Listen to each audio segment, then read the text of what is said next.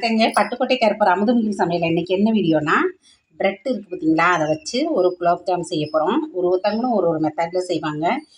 நான் எப்படி செய்கிறேன்னு நான் சொல்லி காமிக்கிறேன். ப்ரெட்டு ரொம்ப சாஃப்டாக இருக்கும். அதை இப்படி உதுத்துக்கிட்டிங்கனாவே அது உந்துடும். மிக்சிலன்னா அடிக்க வேண்டியதில்லை. அப்படி ப்ரெட்டை கைகளை வச்சு இப்படியே ஒரு கையிலே உதுத்தரலாம். நம்ம சாஃப்டாக தானே இருக்கும். அதனால் ரொம்ப நைஸாக வர்றதுக்கு தான் நம்ம சேர்த்து பிணைஞ்சிக்கணும். பாருங்க, அப்படியே பொண்ணு வந்துட்டுங்க. மிக்சிலையும் ஒரு இந்த மாதிரி உதுத்து நீங்கள் பிடிச்சிக்கலாம். எல்லாம் ஒன்று தான். மிக்சியில் பண்ணுறதோட இது நம்ம சும்மா அப்படியே ஊற்றி விட்டுறலாம்.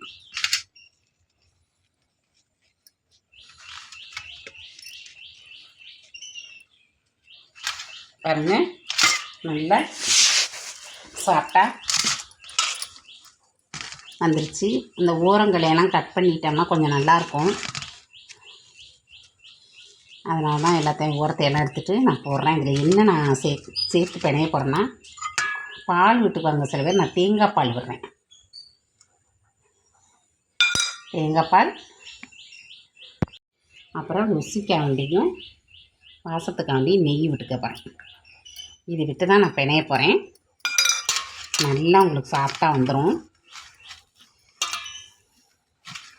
பிணைஞ்சி நம்ம பூரி மாவு மாதிரி அமுக்கி வச்சிடலாம். இங்கே வருங்க, இப்பயே பிடிக்க வருது பாருங்கள்.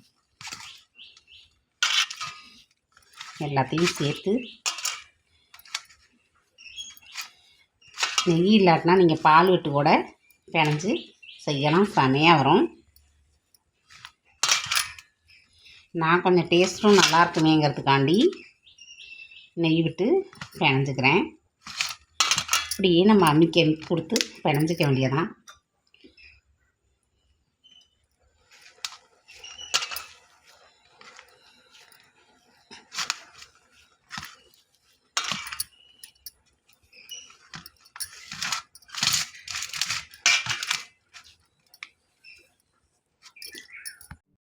இப்போ பாருங்கள்,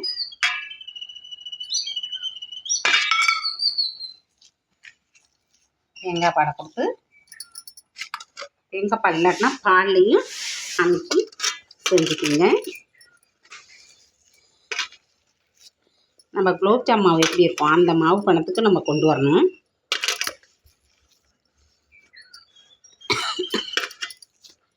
ரொம்ப ஊற்றிடாமல் கொஞ்சம் கொஞ்சமாக ஊற்றிக்கிங்க. அப்புறம் கொல கொலன்னு போயிடும். இப்போ நம்மளுக்கு இது போதும்னு நினைக்கிறேன். நான் இது போதும்.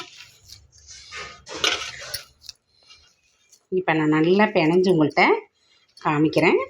பிணைஞ்சதுக்கப்புறம் இந்த அளவுக்கு நம்ம பிணைஞ்சாச்சு. இப்போ குட்டி குட்டியாக எடுத்துக்கிட்டு பால் மாதிரி நம்ம குலோப் ஜாம் உருண்டை மாதிரி உருட்டிக்க வேண்டியதாங்க. இப்படி உருட்டி உருட்டி எண்ணெயில் போட்டு பொரித்து, அப்புறம் நம்ம தண்ணி பாவு காய்ச்சிக்கிட்டு அதில் போட்டு சாப்பிட வேண்டியதான். செம்மையாக இருக்கும் இந்த bread gulab jam. Gulab jam இங்கே ஆசைப்படுவாங்க பிள்ளைங்களுங்க. போய் கடையில் வாங்கி நம்ம மாவு இது பண்ணுறதுக்குள்ளே வீட்டில் ப்ரெட்டு வாங்கி வச்சுருந்தீங்கன்னா டக்குன்னு எடுத்து இதிலே செஞ்சு கொடுங்க. இது ரொம்ப டேஸ்ட்டாகவும் இருக்கும், விரும்பியும் சாப்பிடுவாங்க, சாஃப்டாகவும் இருக்கும். நம்ம நெய் சேர்த்ததுனால ரொம்ப வாசமாக இருக்கும் அந்த சாப்பிடையில் அந்த உருண்டை.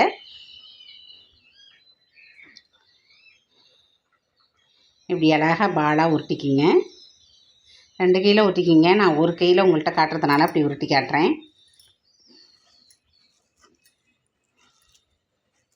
சட்டுன்னு செஞ்சிடலாம். ரொம்ப சாஃப்டாகவும் இருக்கும் சாப்பிடாது. இப்போ உருட்டியை உருண்டை பாருங்கள், எல்லாம் உருட்டினோடனே காமிக்கிறேன். அழகாக பால் மாதிரி நல்லா உருண்டையாக உருட்டியாச்சு. இப்போ இதை பொரிப்போம். குலோப் ஜாம் உருண்டையை ரெடி பண்ணி நம்ம இந்த பாகில் போட போகிறோம். அதுக்காண்டி கொஞ்சம் தண்ணியை 1 டம்ளர் வச்சுருக்கேன். ஏன்னா உருண்டை கொஞ்சம் தான் இருக்குது. 1/2 டம்ளர் சீனி போட்டிருக்கேன். போட்டு ஒரு ஏலக்காய் போட்டு அப்படியே நல்லா கொஞ்சம் முறைச்சி வரையில் நம்ம இறக்கி வச்சுக்கலாம். அது வரையும் பாவு மாதிரி ரெடி பண்ணிக்குவோம். தண்ணியாக தான் இருக்கணும், ஜீரா தண்ணி மாதிரி இருக்கணும். ஜீரா தண்ணி ரெடி பண்ணுறது ஈஸி தான். 1 டம்ளர் நம்ம கொஞ்சம் தானே உருண்டை இருந்தது, அதனால் நான் 1 டம்ளர் தண்ணி வச்சுருக்கேன் போதும்னு. 1/2 டம்ளர் ஜீனி சேர்த்துருக்கேன். ஒரு ஏலக்காய் பிச்சு போட்டிருக்கேன், வேறு ஒன்றும் சேர்க்கலைங்க. கொஞ்சம் முறைச்சி வர்ற வரையும் அதை ரெடி பண்ணிக்கோங்க.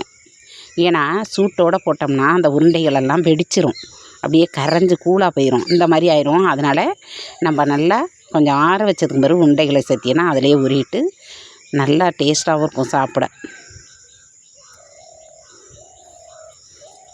ரெடி பண்ணிக்குவோம்.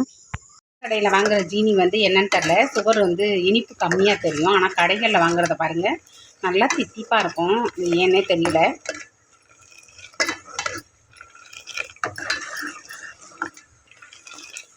நம்மளுக்கு தண்ணி ரெடி ஆகிடுச்சு. இது சைடில் இறக்கி வச்சுக்குவோம். குலோப்ஜாம் பொரிக்கிறதுக்கு நான் கடாய் வச்சு ஆயில் விட்டுட்டேங்க. ஆயில் காஞ்சோன்னா நீங்கள் டக்குன்னு அடுப்பை கம்மி பண்ணிக்கணும். ஏன்னா அது ரொம்ப சாஃப்டாக இருக்கும், கருகிடும். அதனால் டக்குன்னு நீங்கள் அடுப்பை கம்மி பண்ணிடணும்.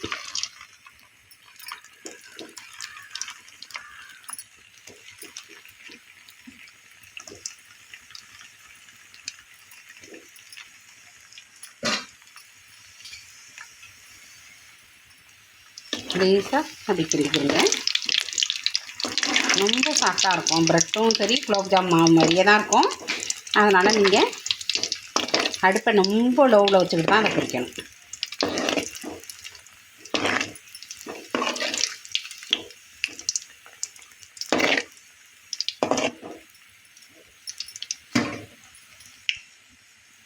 சட்டுன்னு வெந்துடும். பாருங்கள் எவ்வளோ சூப்பராக நம்மளுக்கு ரெடி ஆகிடுச்சு. அப்படியே நம்ம எடுத்துகிட்டு மறுது போடுவோம்.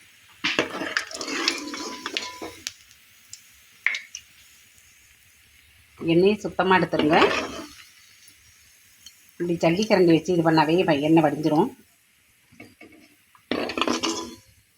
நல்லா சூப்பராக பொரிவிட்டுருக்கு பாருங்கள். நம்ம ப்ரெட்டு உருண்டை அடுப்பை நல்லா லோவில் வச்சுக்கிட்டு தான் நீங்கள் பொரிக்கணும். இல்லாட்டா டக்குன்னு கருகி போயிடும். இந்த மாதிரி கலர் வராது.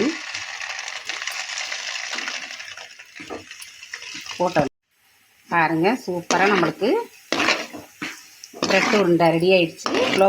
குலோப்ஜாம் செஞ்சாச்சு. அப்புறம் என்ன, அதான் பாவும் ரெடி பண்ணிட்டோம் இல்லையா, அந்த பக்கம் நம்ம போட்டு கொஞ்சம் பாவு ஆறுற வரையும் வெயிட் பண்ணணும்.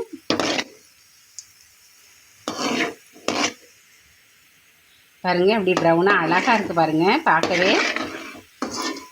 அப்படியே எடுத்துட வேண்டியதான். நம்ம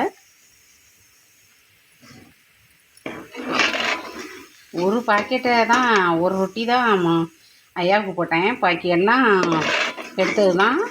இவ்வளோ கம்மியாக நம்மளுக்கு உருண்டை கிடச்சிருக்கு பாருங்கள்.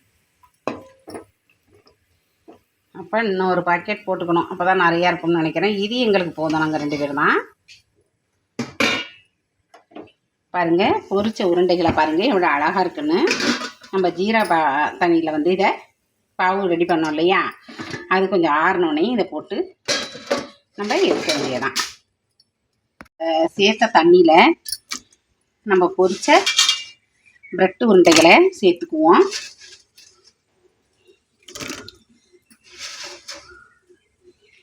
ஹாட்டாக இருக்குது பாருங்கள்.